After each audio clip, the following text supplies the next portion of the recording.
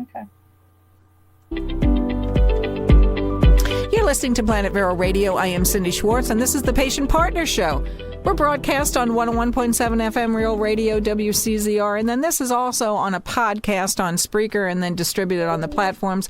Jeannie Rollo's with me today, again, my co-host from Indiana. Jeannie, we're going to do a little bit of housekeeping today. I want to mention some things for the listeners. I am going to have a doctor on, a local doctor here in my town who has gone into concierge medicine. I know that we have done shows on that before, but he's going to explain a little bit more. And one of the things I found interesting about it is talking with him is his mantra of taking more time with the patient.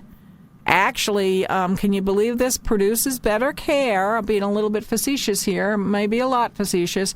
And it also, in the long run, how we've talked so many times, Jeannie, you and I, and Misty Roberts, and everyone else that's in this group of us trying to get better health care, that it's all about the money. These big box, if you want to call it, healthcare places or hospitals or centers or whatever, it's all about the money. It's time and money. 6-minute appointment, 9-minute appointment. Well, at the end of the day, this doctor is going to talk about, the money in the end actually is, it's not even down. It's actually positive with better care for the patient and taking more time. So that's going to be on, maybe do 2 podcasts with him. It's going to be on the future podcast. So today we're going to do some housekeeping. Jeannie, go ahead and run with that. But what are we going to talk about? Well, first thing I want to talk about I guess there are 2 subjects, medical records and refusing of medicines. Every patient should check their medical records to see what's in them. One reason you might want to check them is if you tell your doctor, hey, doctor, I don't want to take Versed, or I don't want to take fentanyl or any opioid. You need to check your medical records because you certainly have that right to refuse a medicine. You don't really have to have an excuse. You can just say, no, I don't want it.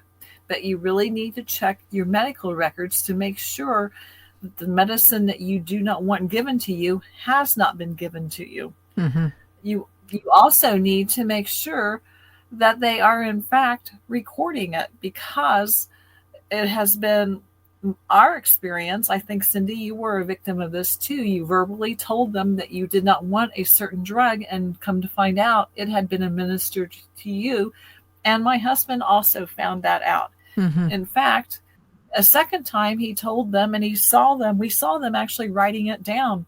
And then when we went back about 3 to 4 weeks later to get the medical records, we were surprised to see that they had crossed it out. Mm-hmm. So you need to check your medical records and make sure that stuff is being recorded and being recorded accurately and not being omitted also. Okay, you know what I want? Yeah, and I want to piggyback on that recently, and you bring up a good point. Mine actually, they didn't listen to me. They gave me all the drugs I was allergic to. We've talked about that. Recently, I had my blood pressure taken with one of those, I'm going to say electronic for lack of a better word. I don't really know what the technical term is, where they put the BP. It's not a cuff, but it's like a thing in an elastic band, then they put it on your wrist. And my blood pressure read on that, which doctors have told me are notoriously not good readings on those blood pressure apparatus, right? To always get the manual cuff. And so it was like 198 over like 89.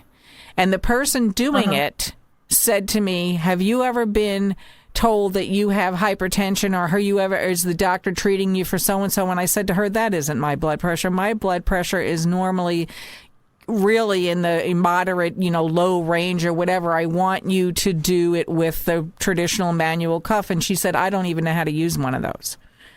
So that's a 2-point thing to us, right? So the first thing is I just rolled my eyes and I was like, okay, another medical assistant that is not trained really in healthcare. They're just, paperwork shufflers, my opinion.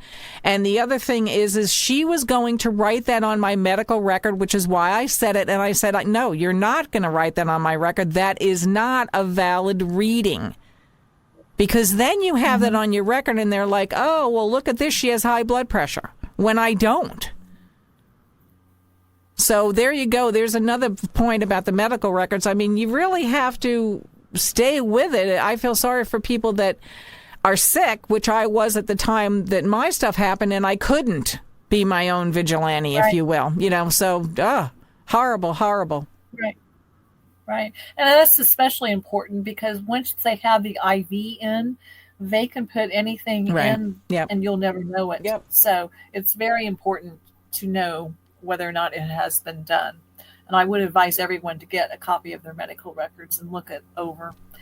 Okay, the second thing I want to cover is sexual misconduct by medical providers, whether they be a doctor, nurse, an MA. People a lot of times don't know that they've had sexual misconduct against them by a medical provider because they just think it's normal.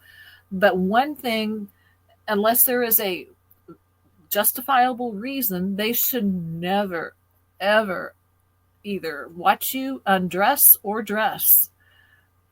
That is a big no-no. And for men, this is especially true because the strip as you go exams that most men have at the urologist is a prime example of medical misconduct. No man should be told that he has to undress his lower half of his body while the doctor and a chaperone is present. That is simply medical or sexual misconduct. They should never fail to give you either the appropriate draping or a gown. And that is important. Right. And we've talked about that too. Yeah, Jeannie, I'm interrupting you. We talk about that too with some of the heart procedures, testing and stuff like that. Women don't need to be stripped from the waist up to have these procedures. And there's certain places that do that. A lot of times it'll be with male tech. And the reason I say that is because it did happen to me a couple of times, which I didn't let it go forward. And I insisted on female techs. And when I said it to a female tech, they're like, what place is doing that? That is absolutely not what should be happening. And I'm like, I wouldn't have known that unless you told me that. I just wasn't comfortable, so I left and went somewhere else. But she's like, no, that is not medical procedure whatsoever. So you're exactly right about a lot of the stuff, and we don't know it. Right. Well, and they shouldn't ask if a male has on a button-down shirt, he shouldn't have to strip from the waist up either. It's just that they like it done because it's easier for them, and really some of them may be sexual predators. Who really knows their reasoning? A doctor should never, or a nurse, whoever's doing the an intimate exam, should always have on gloves. If they do not have on gloves, that's a huge red flag. Make sure that they are gloved. They shouldn't make sexual comments about your body, your underclothing, such as your bra, panties, underwear, whatever. They shouldn't make sexually demeaning remarks. And they shouldn't comment about potential sexual performance during an exam. Those are all taboo. They also, and this is important, they shouldn't subject you to an intimate exam in the presence of others unless they have given you informed consent, meaning that you know and you have consented for that person to be present. And a lot of people don't know that because they go in there and someone is either in there or they come in with the doctor as the doctor comes in. Right. And yeah. You just think, oh, okay, but that's not informing you beforehand. That is misconduct on their part. Right, and here you go with the trust being obliterated again, because we're all going in there with the trust, and rightfully so. We should be able to have that trust. I just want to make a quick note too, Jeannie, we got like a minute left. The New York Times, I didn't read the whole article today, came out with an article, and good for them, about talking about doctors and how this whole time limit, time frame, appointment, apparatus, whatever you want to call it, how just horrific it is for them too when they're trying to practice decent medicine and they've gotten into the medical field for totally positive reasons, and what this is doing to them as well.